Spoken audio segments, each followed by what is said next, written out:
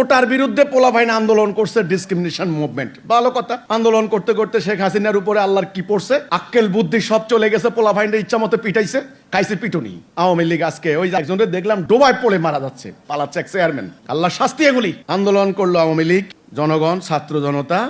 ওখানে কি ইসলামের দাবি ছিল? কোরআনের দাবি ছিল? শেখ হাসিনাকে এই কথাটা বলেছিল ইসলামী দলগুলা যে এই আমাদের বোন হাসিনা, ইসলাম মেনে নাও, তুমি আমাদের বোন, একথা বলছিল? তোমাদের সাথে আমাদের কোনো দ্বন্দ্ব নাই। এক। দুই, যদি না মানো তাহলে ক্ষমতা ছাড়ো, আমরা সবাই সিদ্ধান্ত নিছি আমরা আল্লাহর বিধান মানবো, একথা বলছিল? তিন, যদি ক্ষমতা না ছাড়ো আমরা গণভবন ঘেরাও দিব, সুযোগ দিছিল? বলছিল?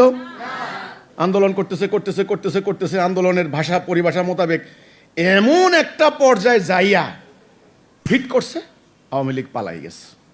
এটা রাজনৈতিক উত্থান পতন অতীত এরকম হয়েছে।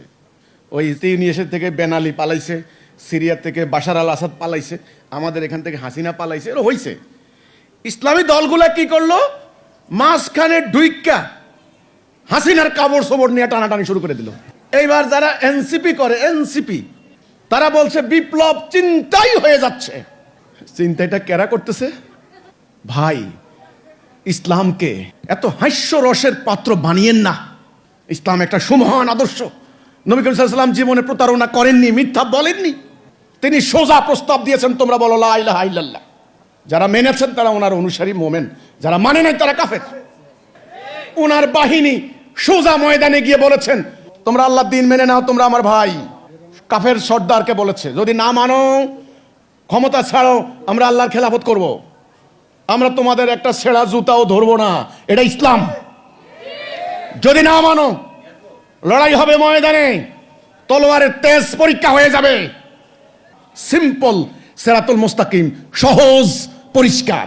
আপনারা হাজার হাজার দল করে নিজেরা এই ইস্যু ওই ইস্যু সৃষ্টি করে একটা ঘোলা পানি করে মাঝখান থেকে ফুর করে ফিল্ডে নাইমা এবার আমি করছি আমি করছি আমি করছি আমি করছি। এবার যদি বলে 3000 পুলিশ মারছেন, বলে আমরা মারি নাই, তা আপনারা মারলেন না?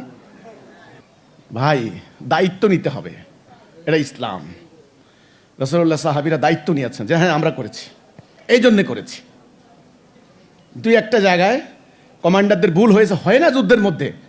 রাসূলুল্লাহ বলেছেন আল্লাহর কাছে ক্ষমা চাই, এ দায়িত্ব আমার না, এটা ক্ষতি হয়েছে। হযরত আলীকে পাঠিয়ে ক্ষতিপূরণ দিয়েছেন, দেন নাই?